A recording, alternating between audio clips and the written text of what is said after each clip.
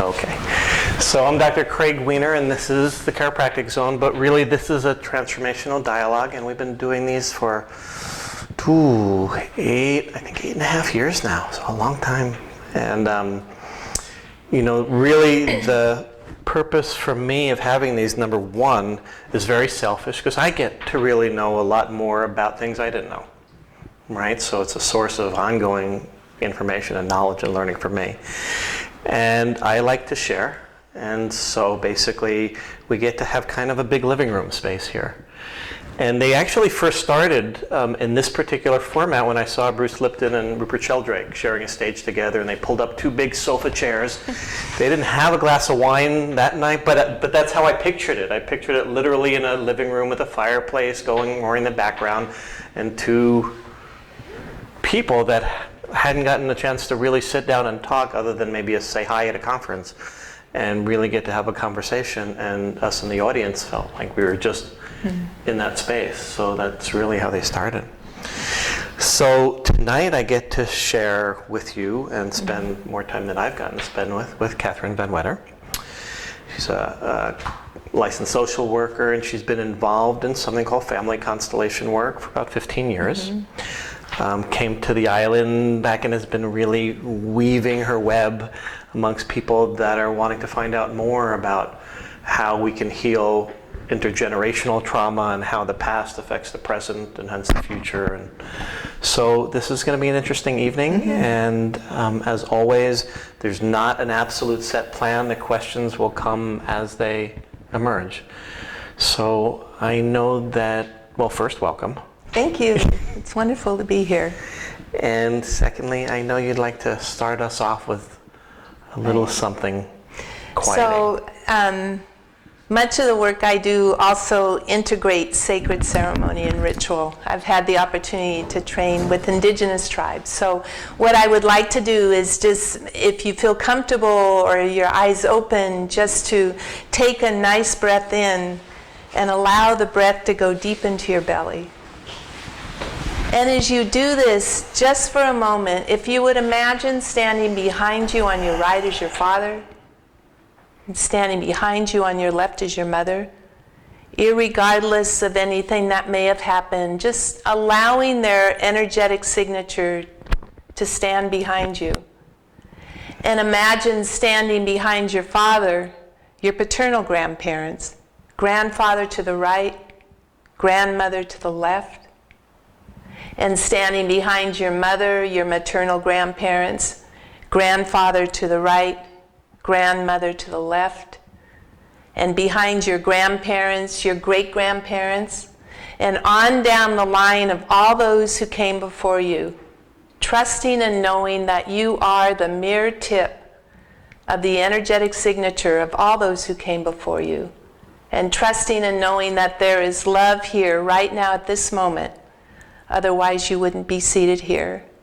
And so allowing that beautiful energy to come down through the generations, the love, the resiliency, to come down, coming into your heart, both back and front. And if you would, to imagine just turning and bowing deeply to all those who came before you, not in subordination to, rather in honoring of the greatest gift you ever received, which is the gift of life. And as you come up from your bow, turning and imagining that you're sitting back down. Thank you. Nice. I learned that from a shamanic healer from South America, who said that in many tribes, indigenous, everyone knows where their place is. And that they know that behind them are all those who came before them. And many times we can walk this life feeling like there is no one behind us. And we can stand up without a backbone. And so this is bringing in the energy of those who came before us. And trusting and knowing that they're in every breath. We embody them. Whether we like it or not, we are our fathers, our mothers, and all those who came before us. Very much like that image of the tip, and just seeing how far back and how large it gets, and then the tip is only temporary, isn't it? Yes. Right, well, for some. For some. Right. Yeah. So let's just go back a little bit. I know we're going to be doing a lot of going back tonight. How about we make it a little personal going back? Okay. Hi, welcome. Let's go back, not so much into your ancestors yet, but how about how did you get involved in family constellation work a little bit? And so your personal story of involvement, and then we'll talk a little bit more about what those words mean and what it is. Well, I grew up in a family where there was a lot of disconnect on both sides of my family. And when I was 7, my sister died at the age, I was 7 and she was 4.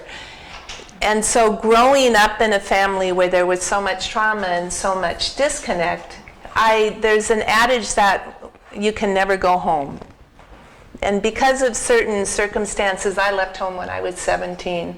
And when I look at my own children at the age of 17, I can't imagine them being out in the world like this. And I always wanted to go home, but it was never a possibility to go home because of who they thought I was. So 9/11, I was at the Chopra Center doing my own 9/11.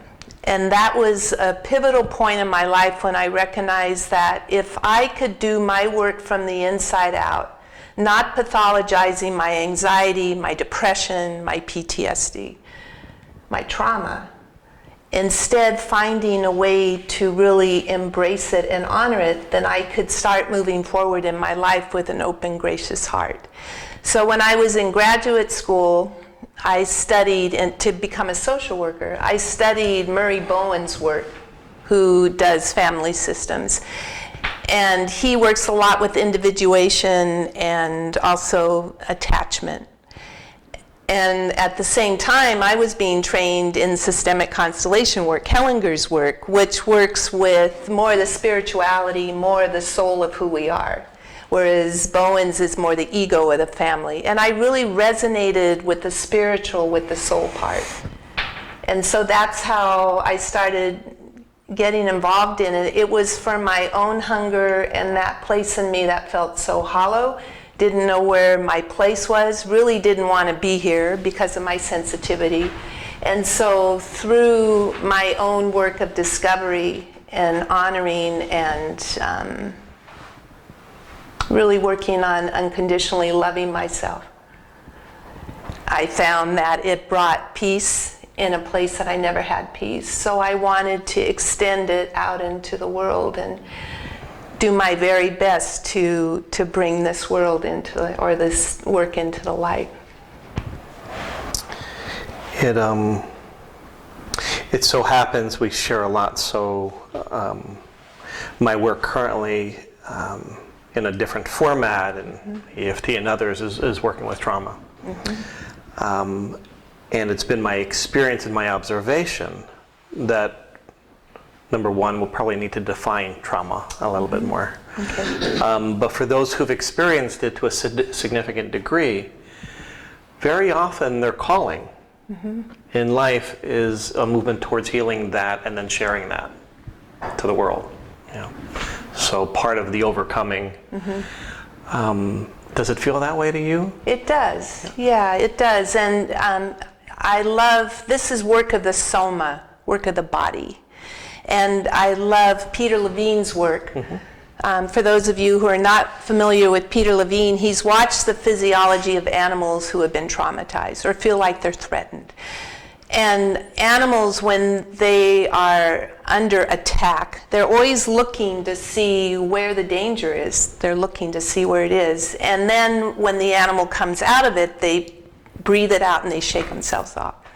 What I found is many times when we have trauma within our upbringing at that very young age where it's helpless, many times hopeless, that trauma in and of itself is a natural phenomena that happens. When it gets coupled with helpless hopelessness, that's when it becomes rigid within the body. And that's when we start, it goes into our cellular memory. It's interesting you talked about Bruce Lipton and also Rupert Sheldrake, because this is work of quantum physics and neurophysiology and all awesome stuff.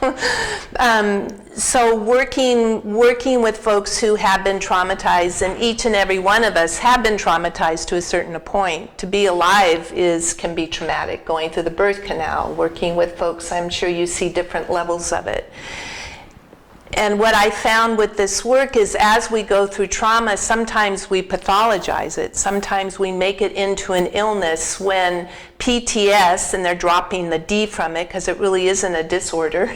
PTS, it depends on who you're speaking to, is a natural phenomena. So how do we normalize it? How do we witness someone with their trauma to say, I'm another you and you're another me, and let me hold the space, or at least create the space where you can release that which is not yours.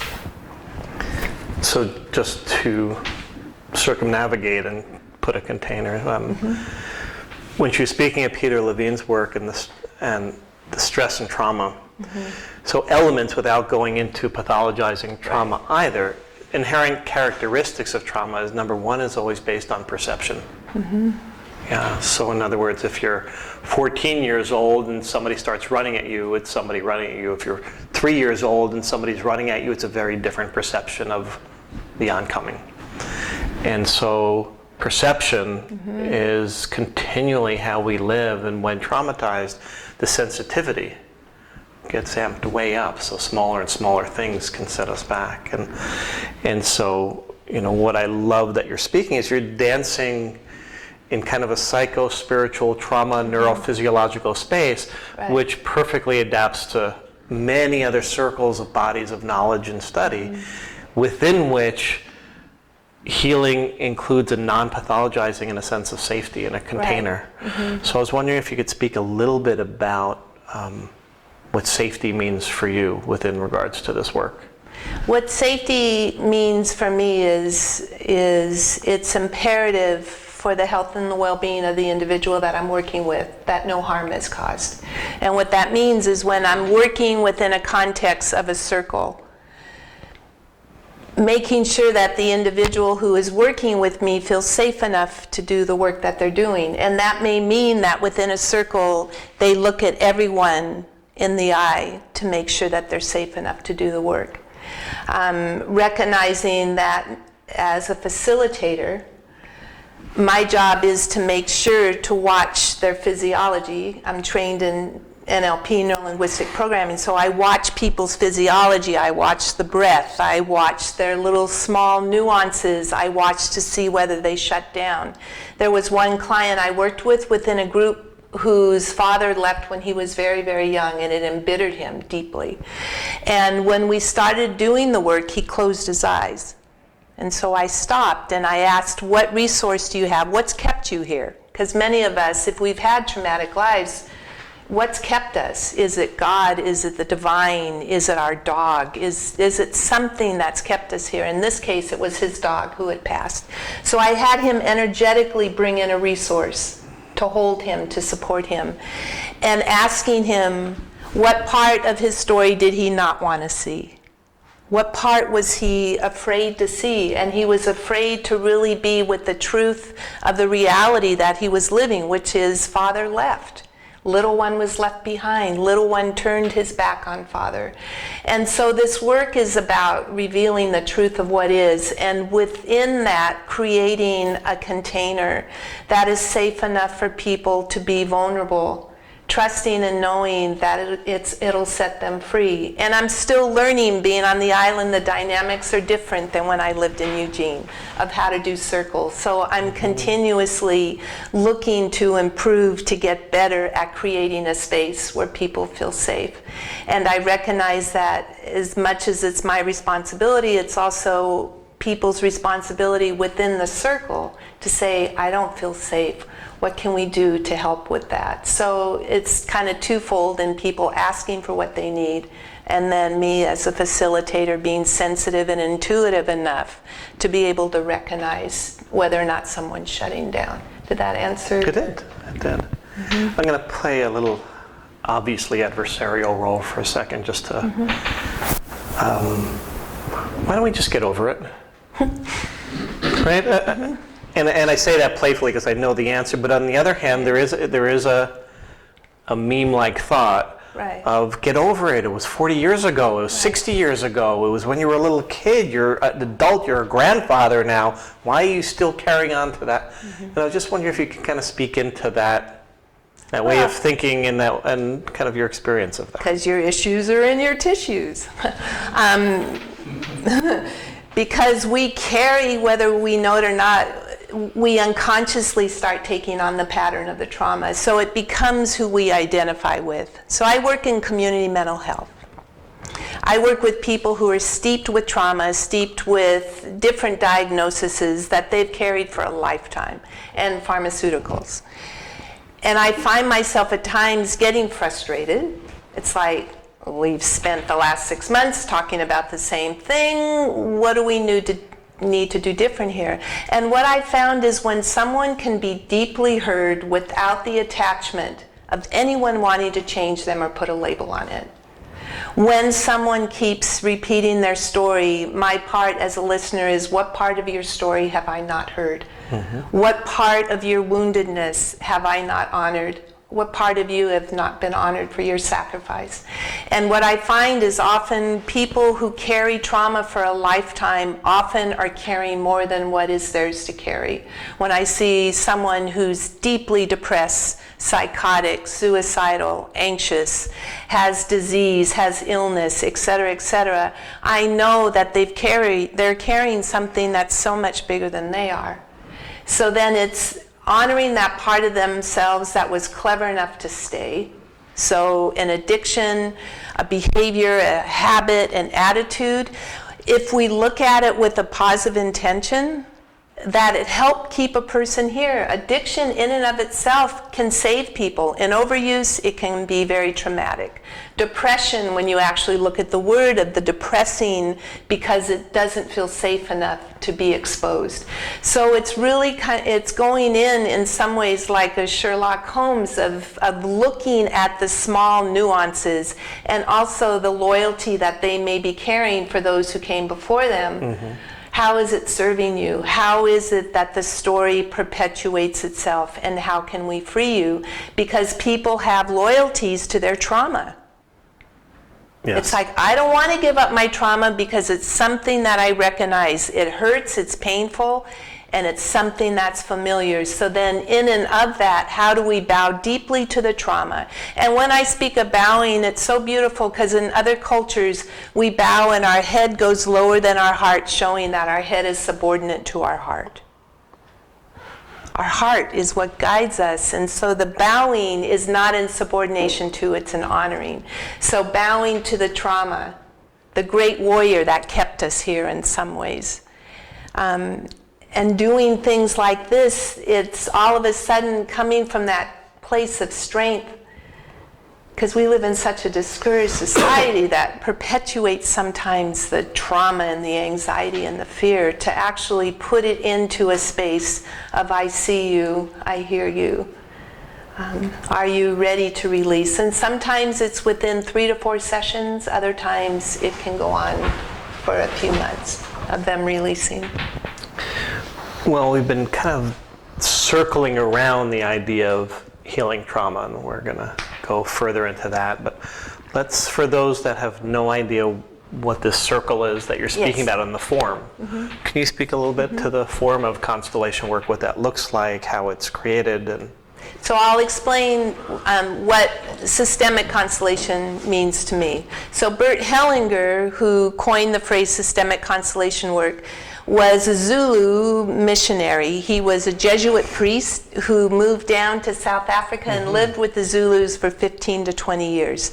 And he was in the morphic field, the knowing field of the Zulus, who had their sacred ceremonies, who honored those who came before them, who looked towards the little ones, recognizing the importance of transition and the importance of rites of passage.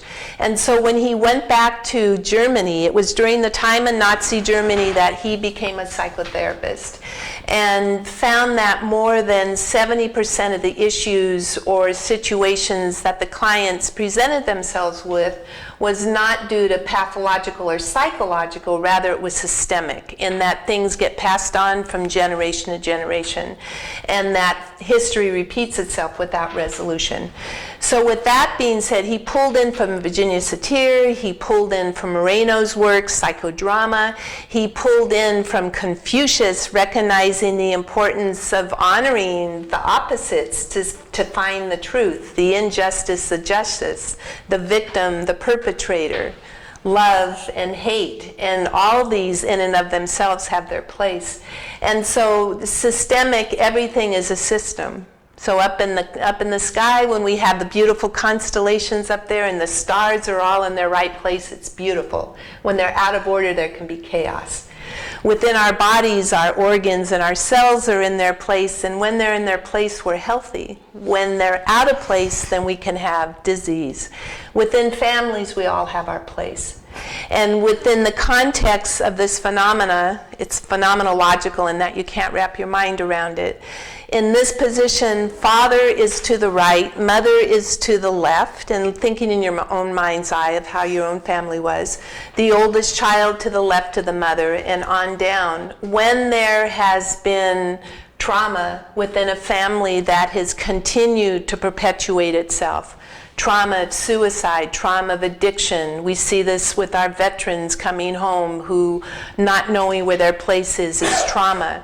There's parts of a family that will turn their backs on their children. A child that doesn't have a parent because the parent has their own trauma, or a parent belongs to the clergy, or a parent that's a veteran, a parent that has suffered from mental, emotional, or physical disease, turns their back energetically on a child, on the family, and so the child becomes what we call parentified. They become the parent. Better me, mom, than you. Then they start taking on the trauma that is not theirs to carry. And so within the system, when the ego can be put in its place, and when someone can sit in a constellation, and I'll explain more, then the truth of their life begins to show up in the way that people stand to each other, whether or not they're repulsed, whether or not they want to come close, the directions in a circle where people are facing either out of life towards someone they love who may have passed, towards not wanting to be here. So it's just a beautiful way to start uncovering invisible dynamics. So the organics of the group is that we are in a circle. The individual who does work with me, I often refer to them as a facilitator, because we all facilitate their lives rather than the client. And I'm the cattle, or I'm the conductor. And so the person sitting in the chair is often the catalyst for what other people within the room may be experiencing. I speak to the individual before they do some work with me. We discuss what it is that they would like to work on, what sort of outcome they would have. Like, I don't have a good relationship with my mother, or my relationship with my partner is strained, or I've had chronic illness, I have immune deficiency. So anything we can work on. It's not just family, it's money, it's beliefs, it's attitudes. And then the individual and I will come back in the room, and within the context of the room, after looking around to make sure it feels safe for everyone to do their work, the person to do their work, then the individual will choose someone to stand in as what we call a representative. They will represent father, they will represent love, they will represent addiction, whatever it is that we're working on. And then the individual will have the person, the representative, stand up, place their hands on their shoulders, and lead them in the position that they see them in their mind's eye. Mm-hmm. And then from there, the circle starts taking on the energy, the knowing field of what it is that the person is representing. And I have no idea how this works, other than I've seen it work like this for years and years and years. So mine are called Illuminated. When I first learned how to do this work, everyone in the group knew what was going on. And because of the sensitivity of some of the people I've worked with, from ministers to organizations to doctors, I made it so, which kind of is hard because people don't always get it, I made it so that it's illuminated. We put light into an area that does not have light. And so the circle evolves and moves, and people say what I call soul statements. They speak, if this is true, I did not want you to leave. I felt abandoned by you when you left. And so these healing statements are ways to start getting movement, because this work is all about interrupted love. And as we were talking earlier, there's love here, otherwise we wouldn't be sitting here. So this is the interruption of love, and how do we get the flow of love going again? Because part of the orders of love that Hellinger came upon was that everyone within a family has the right to belong, everyone. And if anyone has been excluded for any reason, they need to be re-included again, not only for the health and the well-being of the individual that was cast out, but also for the whole family, because families are always looking for homeostasis. Systems are. I'm noticing a lot of yawning. There's a lot of energy moving. Talking about some interesting things. And then the other order of love is reciprocity. Again, we go into opposites. The even give and take within a family of father, mother. Their responsibility is to give love to the child, and the responsibility of the child is to receive that love. If a child doesn't have children as they grow up, they give back in service by being in community. And then everyone has their place. Father to the right, mother to the left, and on down the line. So it's just a beautiful way to put things into order, into their right place. And once they're into their right place, we can put down what is not ours and live a life of joy irrespective of circumstance. I like what you said, and try to think of the whole trauma as an interruption of love. Because within that statement, within the trauma, there's so much suffering and so much pain and variety of other emotions that go along with that for each person. But it's as if somehow it happened still in the context of the possibility of love that was interrupted somehow, whether it was intergenerational, and that's kind of the lineage of trauma. It is passed down. It is absolutely passed down. Study after study shows those who cause violence have had violence in it. Yes. And I see this work as an interruption of that lineage. So the personal work that we do around trauma surely is about ourselves and surely is not. Right. And you spoke about the part of this work, as I mentioned earlier, that Hellinger, was during the time of Nazi Germany. Hellinger's belief was that if a victim could have compassion for a perpetrator, wow, what a concept, right? Especially if we think about how it is in the United States. Compassion, as the Dalai Lama says, is imperative for the health and well-being of all of us. Compassion is equal relationship with the knowing that the victim trusts and knows that the perpetrator themselves have been perpetrated against. And when there is that exquisite, true compassion, it allows not only for the victim to heal, but also for the perpetrator to heal. Right. And remember the incident that happened with the Mennonite years ago when the person came in and killed the children in the school. The Mennonites within the village, the selected ones, went to the funeral of the one who had killed those children. And it wasn't because, oh, look at how good we are.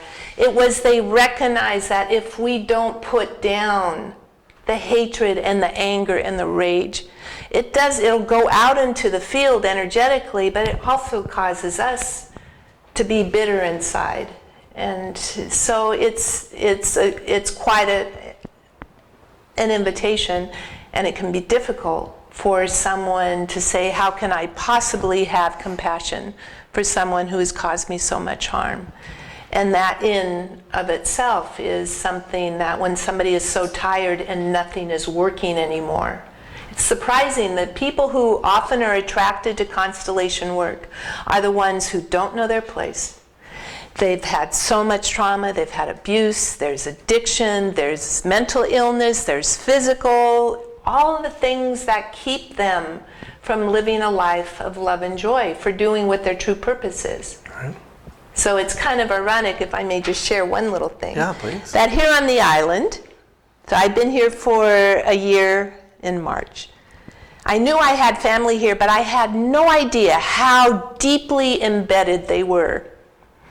And my family, my father and mother who lived over in Port Townsend, we didn't really have anything to do with the Van Wetters on this side. So now, from circumstances that have presented themselves, I found my second cousin, David, who's 17 years old, who was kicked out of his house when he was 12. All of a sudden, he's in my lap along with someone else.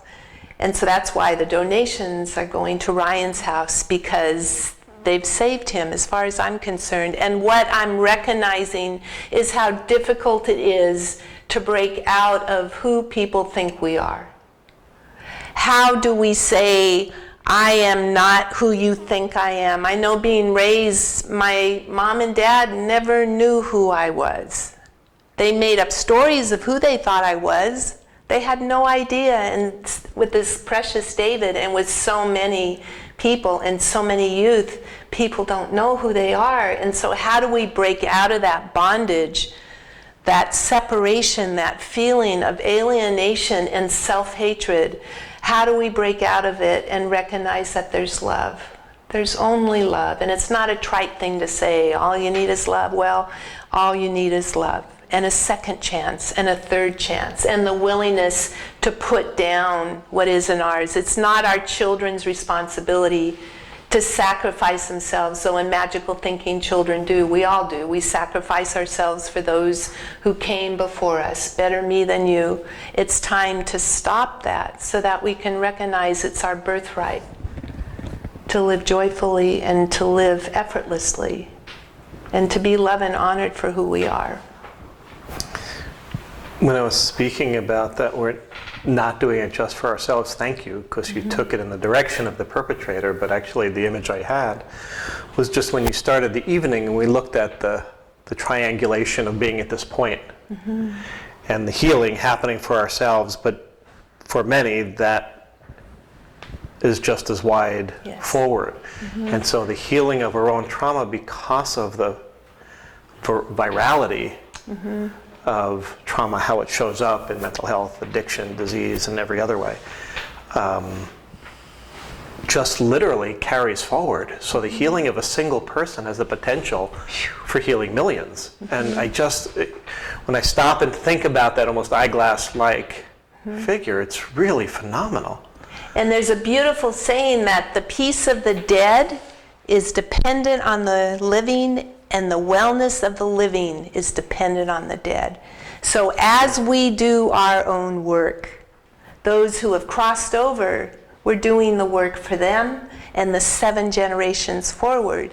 And so by not doing our work, in some ways it's a selfish act.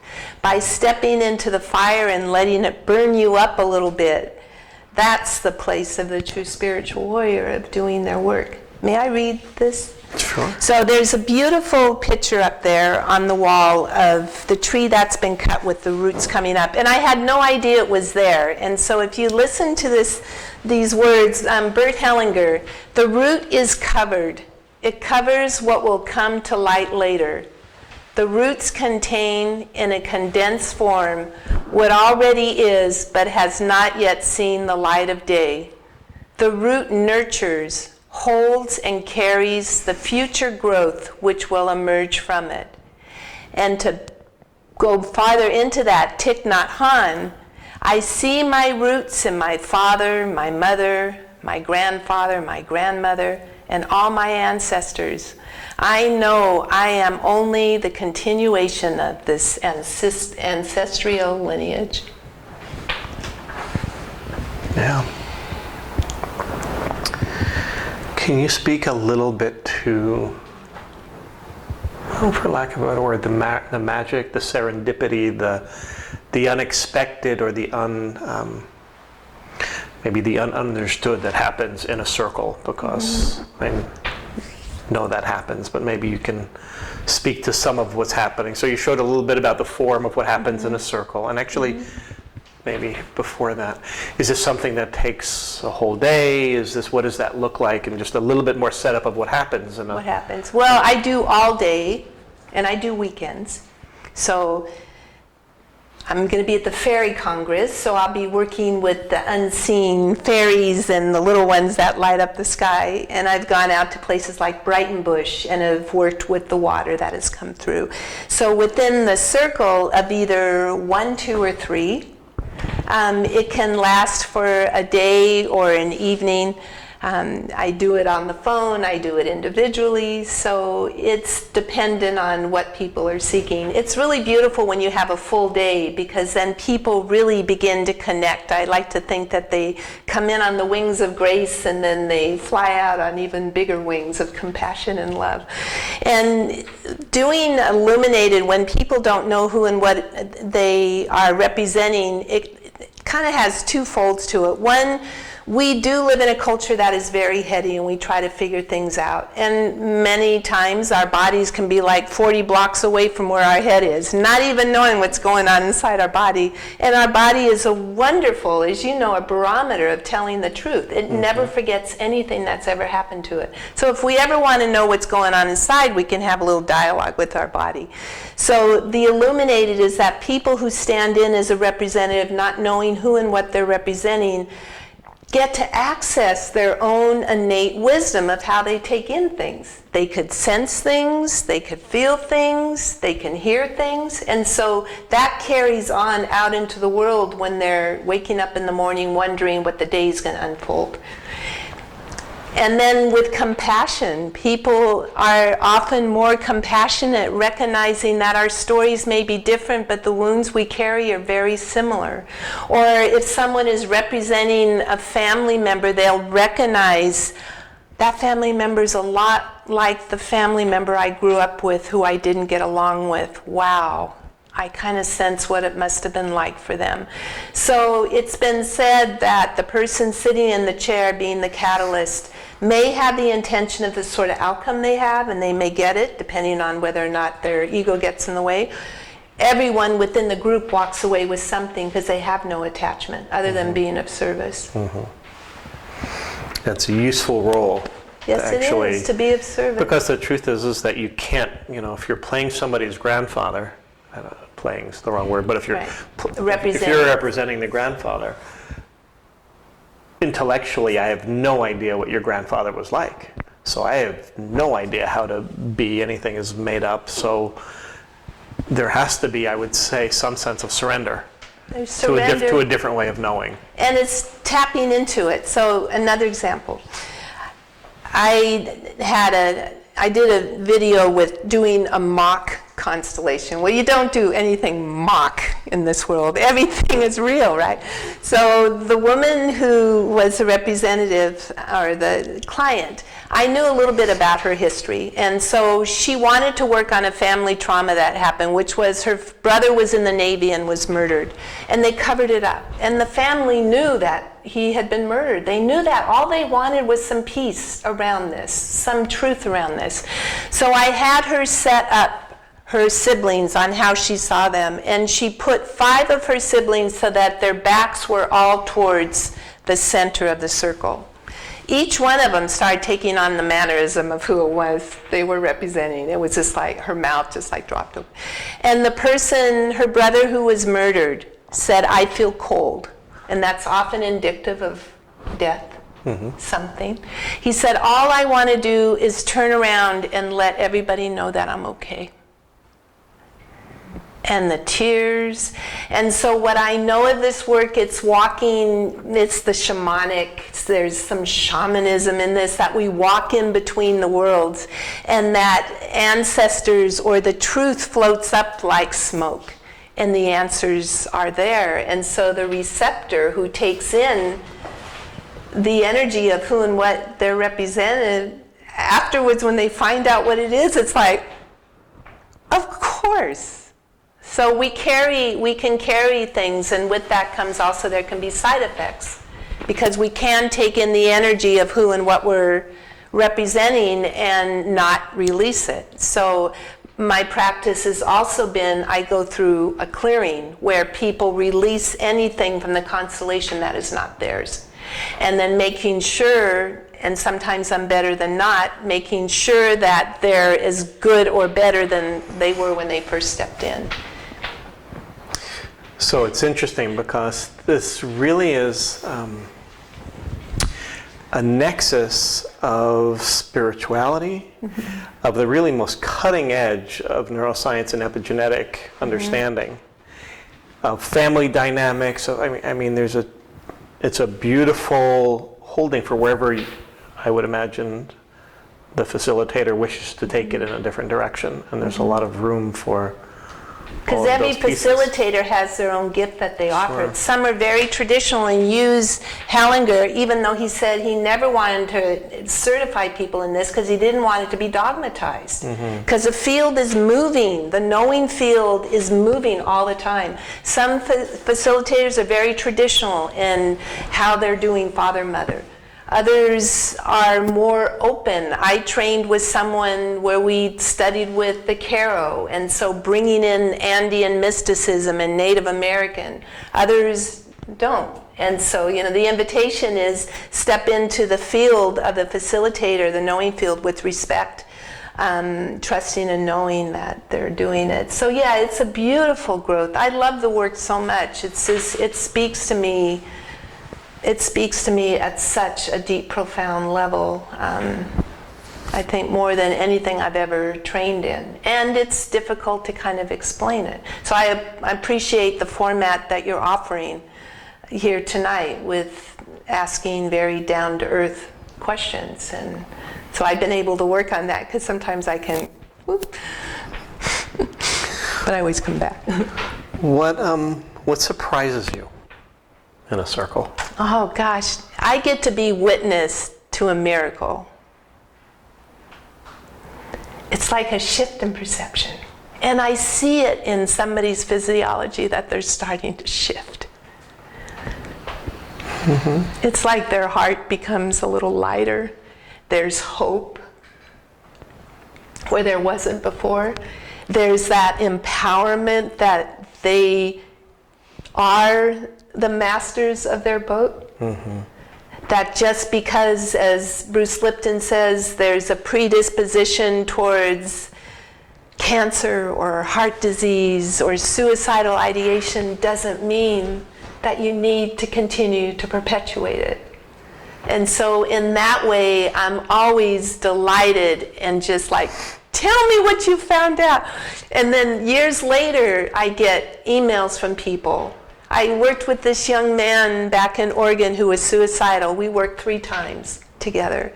He wrote me several years later and said that the greatest gift I can ever receive is the gift of life. And he said, you gave me my life. And my ego, it does not, I tried to get my ego in there before, like bow, and they said, I don't want to bow. And it's like, bow, because if you don't bow, I'm not going to look good. I can say that. So when I step in, I make sure I'm clean. I'm a clean vessel when I step in. I'm there only to be of service and not cause harm. It's not about me. And so being a witness to someone's dance, making sure everyone is safe within it, is beautiful. That's what delights me, is seeing that opening. And it continues to open. And then we have beautiful communities. People come together in circle, and oftentimes, even if it's just within the context of 2 hours or a day or a weekend, they will forever be in each other's field. They'll forever be. Because when we give our hearts to each other and when we give to each other, there's a part of you that will integrate into me to make me a better person, and vice versa. So it's movement of the soul, and the soul moves much slower than the mind does. And it's a beautiful dance. You bring up, I don't want to go too far, but to bring it back. So, a personal interest of mine has been what's called the science of memory reconsolidation. And it's a bigger question, but what it basically speaks to is what affects permanent change. Transformational change, as defined by some, is that there's no longer effort in trying to be the new way it's done. And there's no willpower, there's no return when things get stressful, one doesn't go back because it's ceased to exist, so to speak. And in that art of that science, is many different methodologies that do it. Okay. And in one way, this feels like another. Because what they say is within that, there needs to be a witnessing of what happened. A witnessing of the trauma, a reliving, remembering, however that is, often through the body. And then there's something new. That both of them can exist simultaneously. So I'm coming around to a question, I know, but in that circle, is that what you see? In other words, somebody at least starting to witness the way that it was, the way that they've always seen themselves, the way they see the event that happened, if it was an event or a lineage of events. And then suddenly through the eyes of others, through this very deep experience, is now witnessing it in a totally new way, that once they have that understanding or compassion or other way of looking at it, they can't look at it the same way again, and it's forever changed. Right. So what happens is oftentimes people feel validated for the very first time. Because we're raised in families with beliefs, attitudes, behaviors that often we don't even question. And we go out into the world and live it like that. And we have secrets. All of us, I'm sure, have family secrets. And being the carrier of the secret is a burden. It is a burden. And so we sometimes forget who we are because of the story of who people think we are. When someone has the validation viscerally, this is not, curiosity, this is total heart.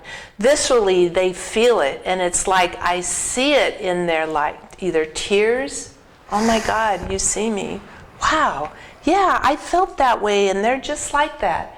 So then it comes to an interesting point when I talked about putting the ego in its place, that when a beautiful constellation is done, part of it is I don't like to talk about it too much, because we all have our interpretation of what happens. We all have our own story, and especially with the individual who did the constellation, it's best not to hear, even to go out in the world and say, I did it, and when this is blah, blah, because we're running the risk of it being thwarted. So then they're at this pivotal place where they can either put down what is not theirs to carry, or they can continue to carry it. And so it really is at a place where they can decide. Is it easy? No. And it's funny because I often work with people 3 to 4 times and then they're good to go. They'll come back for a tune-up within a year or so, 6 months. The unconscious starts to come forward. And as you know, with unconscious patterns, when they begin coming to the forefront, we start seeing them. Oh yeah, we become the witness, the observer. All right, oh yeah, that extra cookie doesn't make me feel real good. I'm eating because I'm emotionally whatever. And so it's that deepening and that awareness and the recognition that we're not a victim, or if we were honored for our victim. And then we get to put it down. Does that explain? Does that answer your question? Not exactly, but it was still good. No, but it was still fine. And this is part of it. It's curiosity. Yeah. What more?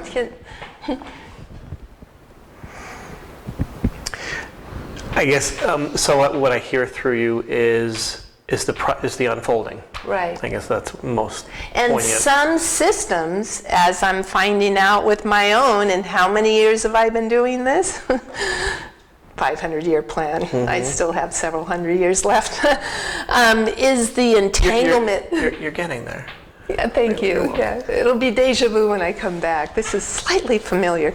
Is in some ways patterns can be very sticky. So sometimes people can want to break out of a cycle and it's sticky. So then we keep going back to it once again and it gets a little less sticky.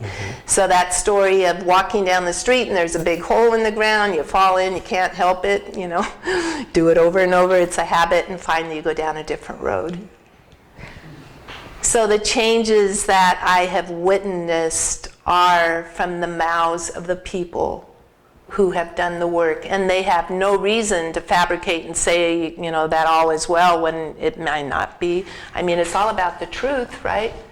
So sometimes it takes a little longer because they're so entangled entangled in a way that is not real healthy, or their loyalty to not wanting to quite give it up. And since it's nonlinear, it could be within a day, a week, a month, or a year when all of a sudden you wake up and think, wow, I feel lighter, my heart feels better. Life is looking pretty good. I'm grateful for that. So it's nonlinear, there is no time. How do people work with, within family constellation, the idea of past life versus generational? I often don't walk in the realm of past life, and I will use whatever semantics someone resonates with. Right. Because part of it is I get out of my own way without my lens of how I want it done. So, and the more I recognize that we come from many, many different lifetimes. Mine in particular has been generational. That can go back 20 generations, which is like a past life. So it's whatever language works for the person I'm working with. Do you find, I don't know, say the lineage, the intergenerational lineage that's carried as we become melting pots versus cultures which have remained generationally intact geographically? I'm just curious what you've witnessed. Is there a dissipation with a change of culture and nation, land? You know, if one had many, many generations in a particular culture, geography, and now find them, is there a dissipation? What is that process? Well, it's interesting because we live in the United States, which in and of itself is a land of immigrants. Really. Yeah. Many of us have come from other places, and if we were to ask, where did your grandparents come from? I don't know. Somewhere. And so if someone, for instance, comes from Ireland, that's had so much trauma and so much sacrifice, down through the lineage, someone will be carrying huge depression, anger, and rage. And so as a land of immigrants, many people have forgotten who they are, where they've come from. And many therapies approach it from a psychological, or where someone goes to therapy and says, I didn't get what I wanted growing up, which makes a separation. Talk therapy, we can get really good at our story and have a 1,000,000-page documentation on why it is how we are and never change. And so part of this is really honoring our lineage. Where did we come from? And if we don't know, to look into our genealogy and recognize what we have been carrying throughout the generations. Native Americans with their high suicide, with their addiction, my sense is that they have not been honored for their sacrifice. We're seeing a whole host of veterans coming home with amnesia who have turned their backs. So not only and they're looking towards the ones who have not been honored, they're looking towards their family who is still out there in harm's way. So not only are we dealing with the veterans coming home with missing limbs and other atrocities, we also have the fracturing of a family. And so indigenous tribes are so beautiful because they don't forget where they've come from, and they don't abandon someone who is in pain. They're sitting next to them as they go through their grief. They're witnessing them, they're honoring them, they're talking to the ancestors for answers. Here we live in a culture, as you know, that's so isolated, that's so autonomous in our little cars and our little homes, and a lot of suffering with not coming together in community. I know the internet is important, but I love the gathering where we can share our voices and we share our stories through each other. And that reminds us, remembers us from where we came from, and the honoring of, and how we grew up as far as what our religious was. When I was growing up, I was so angry at God for taking away people that I loved, my sister, my dog, my friends. And it wasn't until I started practicing with the indigenous, in particular the Karo, that if I will always be a Catholic.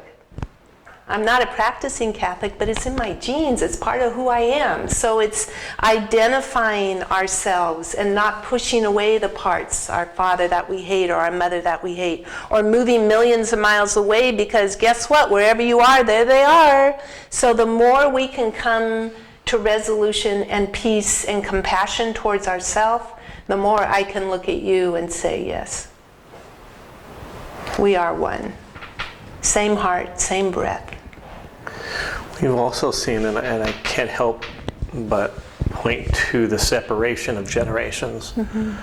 For so long, the tradition of living multi-generationally was such an intact piece of, I almost think it gives the opportunity, when we get together with parents, grandparents, great-grandparents for a holiday, for a day visit, or, and I'm as part of my growing up as well, but never actually living with grandparents, great-parents, and while there certainly are challenges with that, and interpersonal ones, of course, there's a binding and an enlargement of who we are in the basis of an intergenerational span that I think has, we're in a time that's different than any other time. And children who are raised without grandparents have a higher suicide rate, statistically.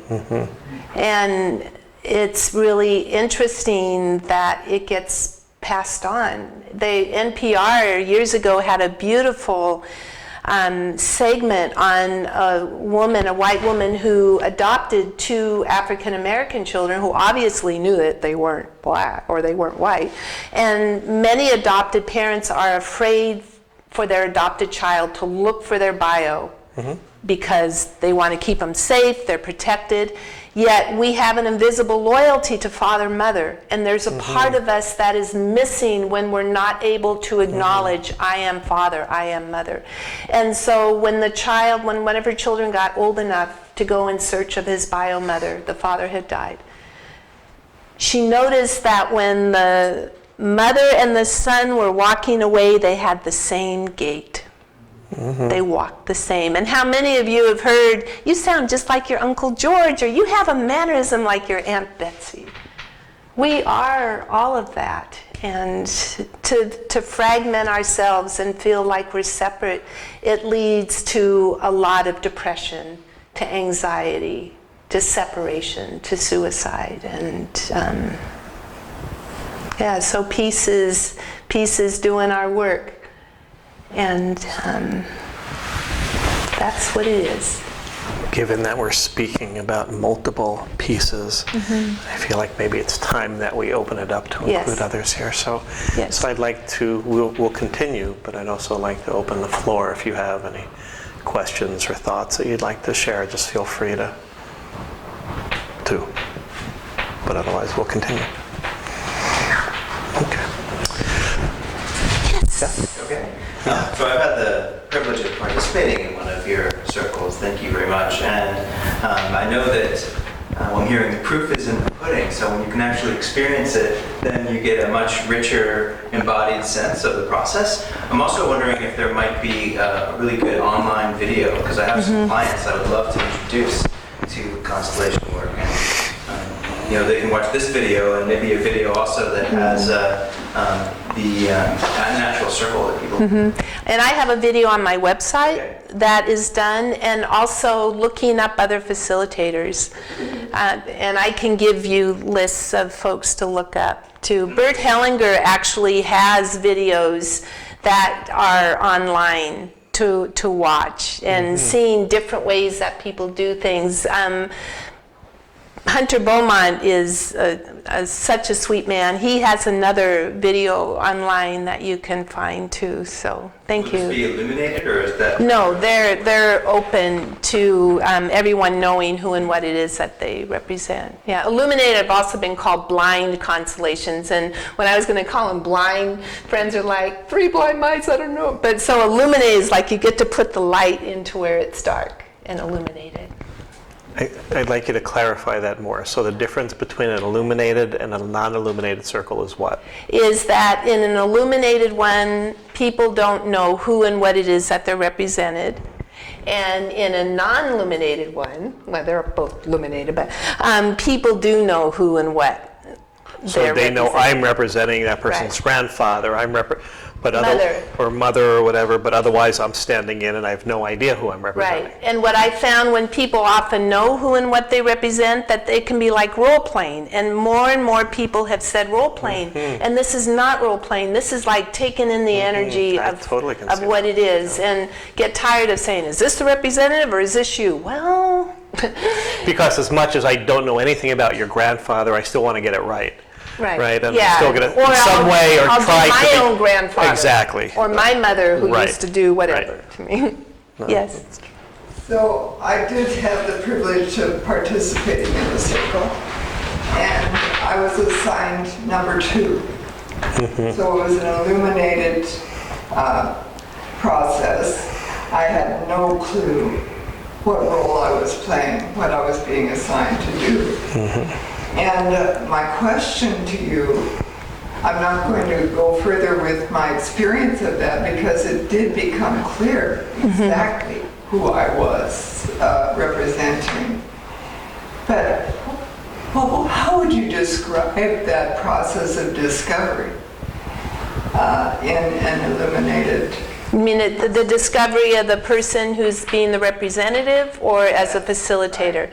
Part of it is, what I know is that, again, going back to whatever we access, whatever feelings we have, because part of it is, as I say, what sorts of feelings are you having? What sorts of thoughts are you having? Is the person standing next to you, does it feel uncomfortable, or do you want to get closer? So they begin saying, I feel queasy in my stomach. I feel angry. I don't want that person to be next to me. I feel like I'm going to collapse. So slowly, as it evolves and unfolds, people begin speaking more. I'd really trust the representative, and I'll say, if this is true, say this. And they'll say, no, it's not true. I'll say, well, what is? Well, this is. And so after a while, they begin totally embodying what it is and who it is that they're representing. I say what because it could be a belief or a concept or a mountain. So does that answer your question? Is that clear? It does. I wonder if it's clear to people who have not participated. But I was going to share what came up because Bruce Lipton's being invoked.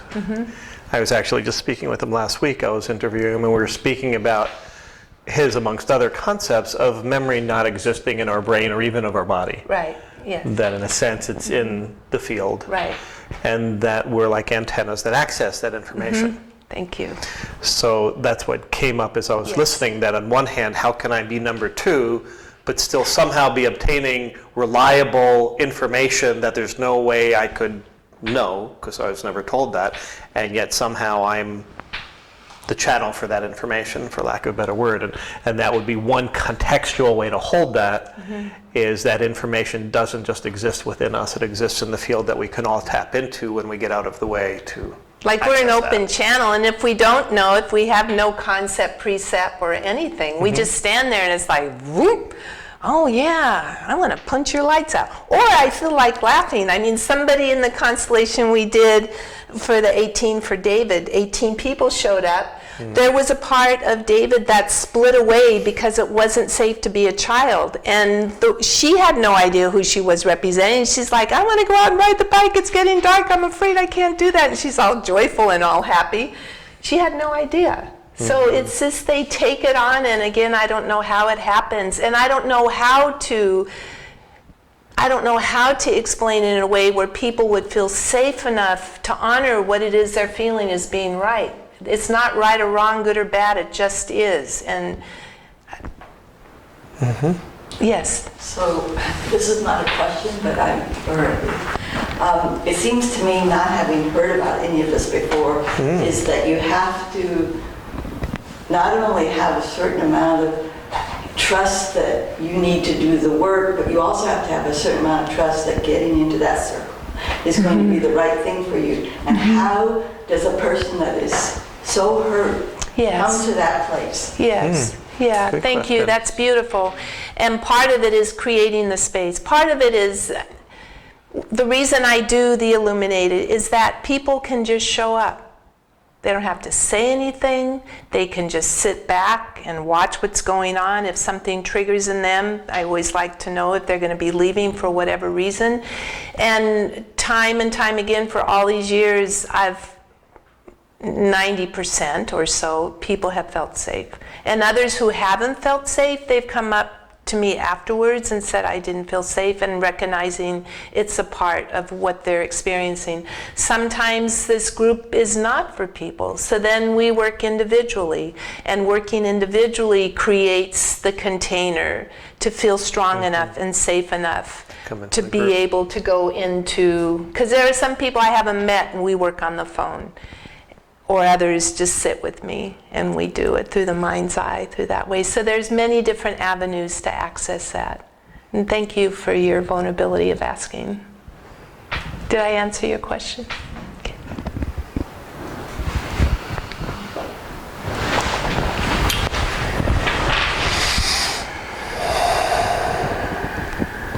How does it look when you work one-on-one? I've actually never heard of one-on-one constellations, so that's a new paradigm for me. So can you speak more, I guess, just beginning at what that looks like, and then into that deeper? Well, I've really been tapping more and more into my empath and my intuition. I see things.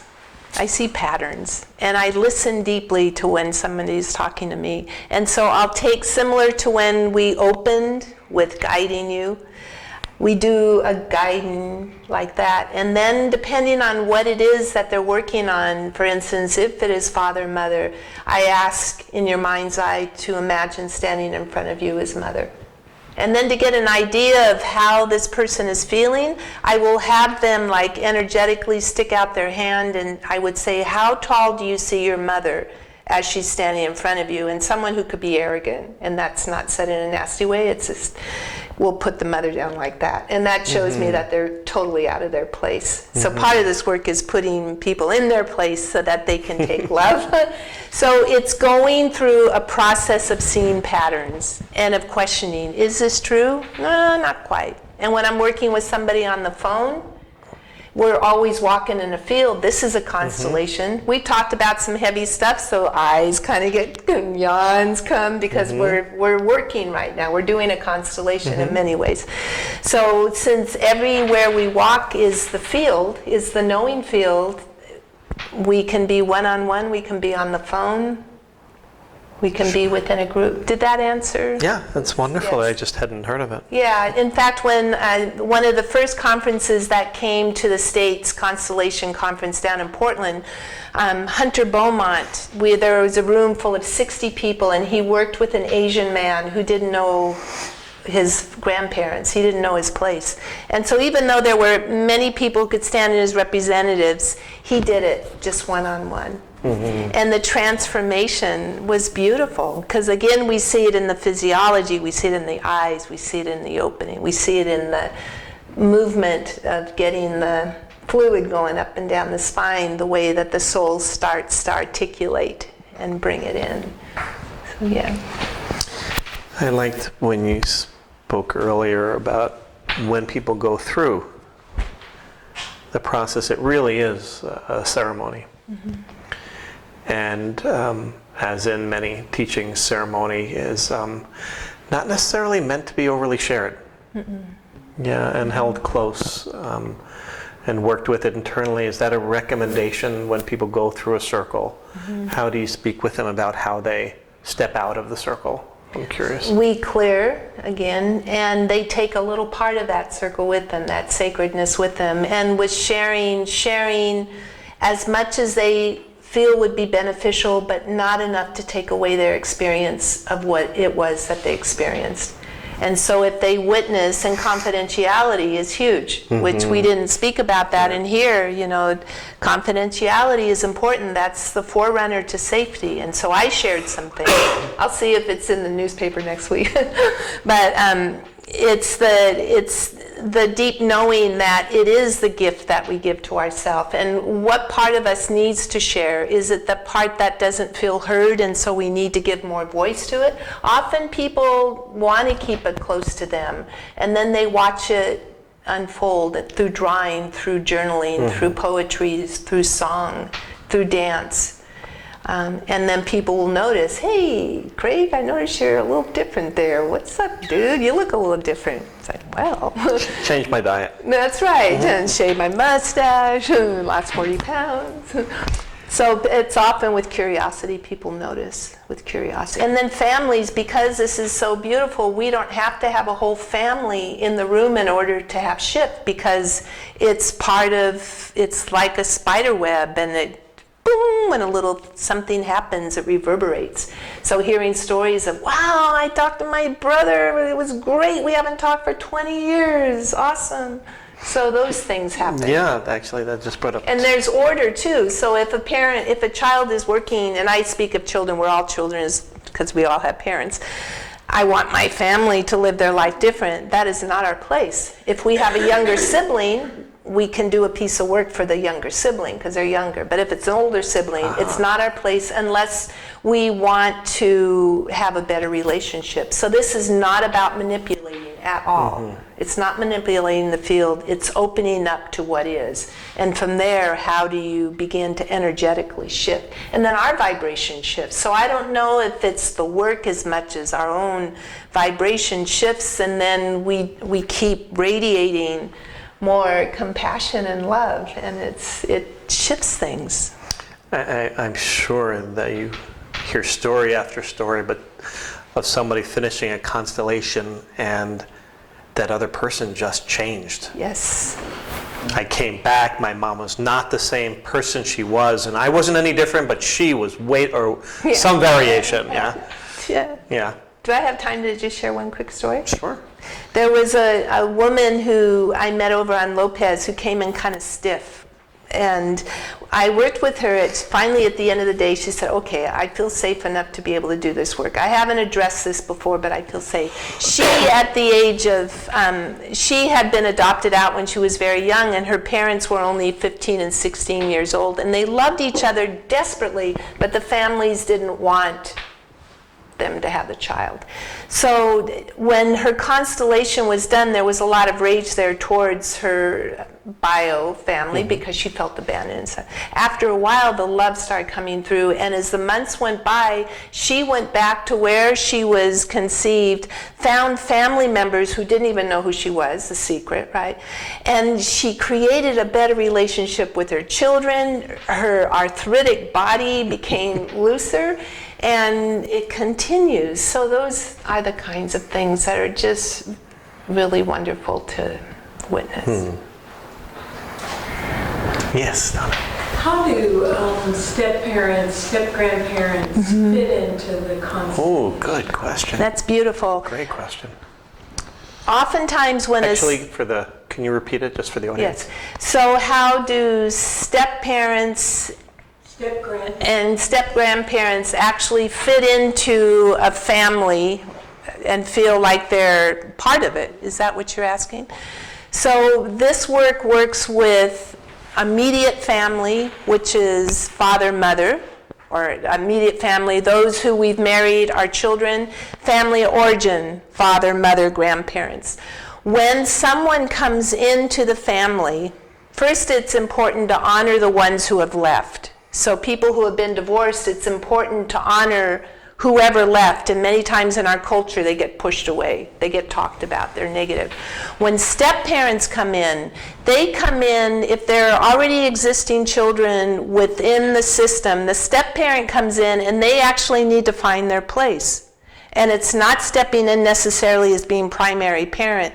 It's being respectful of the system that was already created and starting to build the trust and the rapport to be able to infiltrate in.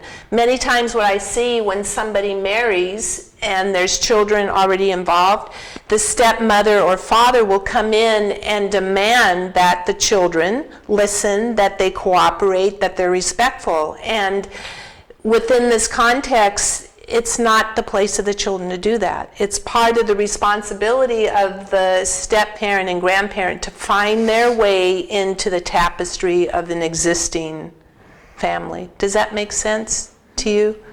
So it's really coming in again with the honoring. Similar to if a CEO leaves an organization and a new one comes in, it's imperative that you honor the CEO that left, and that the new one coming in recognizes where their place is. And it's not, again, a subordination, it's one of respect and dignity and honor. And we can get much farther with that rather than going in forcibly and demanding that I'm looked at, I'm your stepmother, you listen to me. And so I'm trying to place my only grandmother I knew on my mother's side was a step-grandmother, but her mother was alive and disconnected from the family. So I'm just wondering how that would be placed. And they're all part of love, and they find their place. I don't believe in broken families. I don't believe that families are not resilient. There are some members within the family that are more resilient than others, and again, it's the interruption of love. And if we all live in the context of one big family, we all have our place. And it's finding where our place is that's honoring the people who have come before us or the ones from another lineage. So it's... Good question. Thank you. Yes? Would it be all right if I opened some windows? Sure, it would. Unless it would make anyone too cold.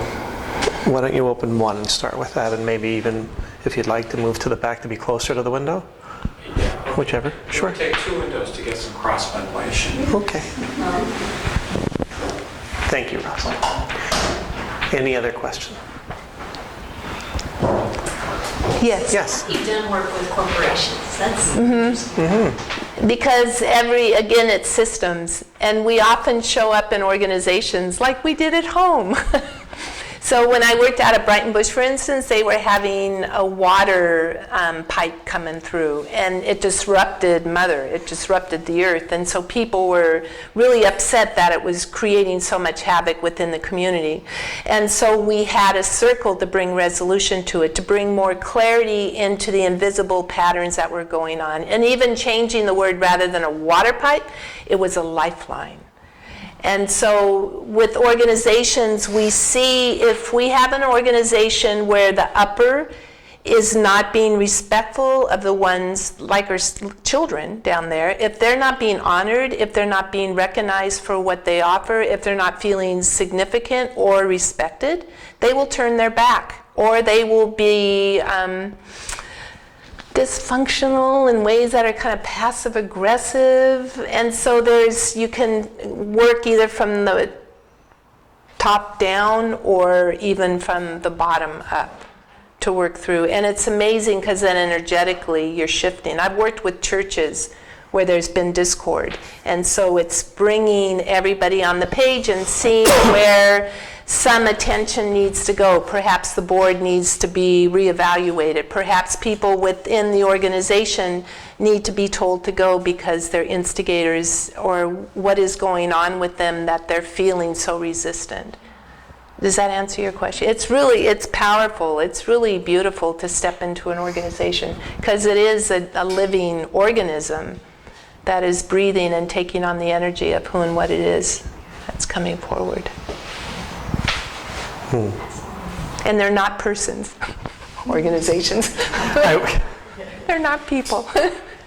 Yes. I was going to ask Craig, how does EFT fit into this? Beautifully, as far as I'm concerned. So the question was, how does EFT fit in with this? I think that the parallels and overlay are impeccable. It's funny, in my mind, we have one of our students is a student. Her specialty is in working with family estrangement.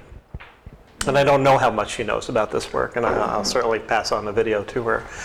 And especially the advanced EFT work of matrix re-imprinting is very much stepping into the field to heal the past trauma and utilizing overlay of constellation work, though less formal. So I think that they work incredibly beautifully hand in hand as a synthesis and tool. And I do EFT with clients that are integrating.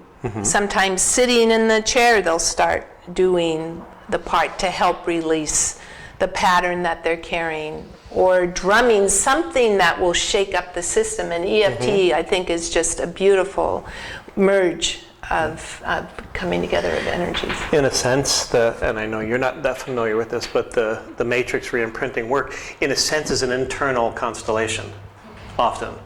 Because what you're doing with the person is the person that's receiving it is going into state and often resolving issues with family members in the scene. So while you may not have the people physically in the room with you, in a sense, we're bringing them in to find resolution, to find the beliefs that were created, to heal the trauma that was formed. So it's very similar to a one-on-one constellation. And the weaving together of so many, like you said earlier, so many modalities that are very matched because it works with the energetics of who we are. And some people resonate more with others. It's not about one being better. It's always interesting being in a room full of healers doing constellation work, and it's please keep your healing mastery out the door and let's open to the possibility, or merging, because I've also had some healers where we've come together and we've merged services, because it's all about honoring and doing the best for the most.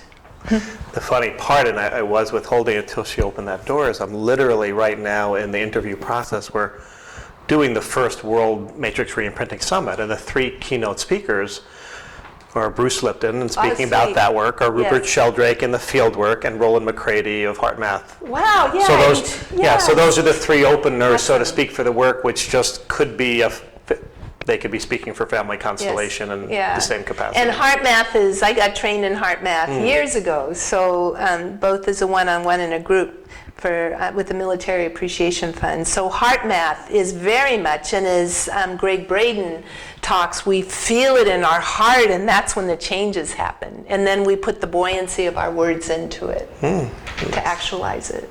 Nicely said. Sweet, that's exciting for you. Yeah, it's been a lot of fun. I interviewed Bruce Lipton years ago. I met him at the country fair down in Eugene. I said, Yes, he would does. you be on my AM show? He said, sure, call my... So it was great. Very sweet. We're winding down, so if you do have a pressing question or share, we're coming to that closure. So, anything else that, just in sitting back and taking a moment, that we either haven't touched on or that you'd like to make sure that you share? I think you had a piece of poetry, so I just wanted to open that door for anything that was meant to come through before we close. Well, I did read the poetry. Oh, I thought you had That was another. I'm wonderful. sorry. Okay. Yeah, I really appreciate this opportunity to put voice to something that is dear and near to my heart. And I met you. Actually, when I first came to the island, I was putting up flyers because I did circles out at Aldermarsh. And Craig was in the post office and was very gracious. And you even put something on Facebook, which was really nice. I remember things when we're new, it's wonderful to have that connection. So thank you for allowing the space for me to talk about this. You're welcome. Yeah. I do have a website. What is it? It's Soul of the Heart Sacred Circle. souloftheheartsacredcircle.com. And you can also Google me. We're all out there, right? No garbage, I don't think. But anyway, so I have a website. So if anyone has any other questions, please don't hesitate to either email me or contact me. It just feels... Is it all right to take a minute of silence? Yes. It just feels like we need to do that.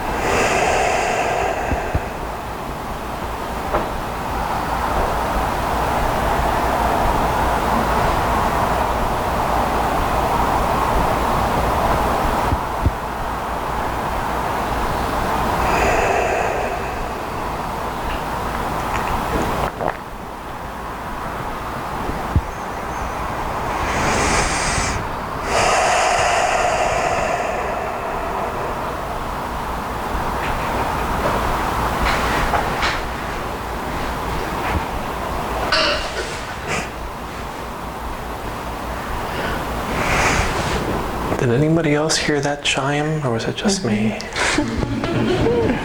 Thank you so much. And I just, one last please for any of you who ever feel like you're alone, to just take a look at the wind or the clouds and know that behind you are all those who came before you, to give you the backbone to stand up with your rich voice and your truth. Thank you. Thank you. Thank you.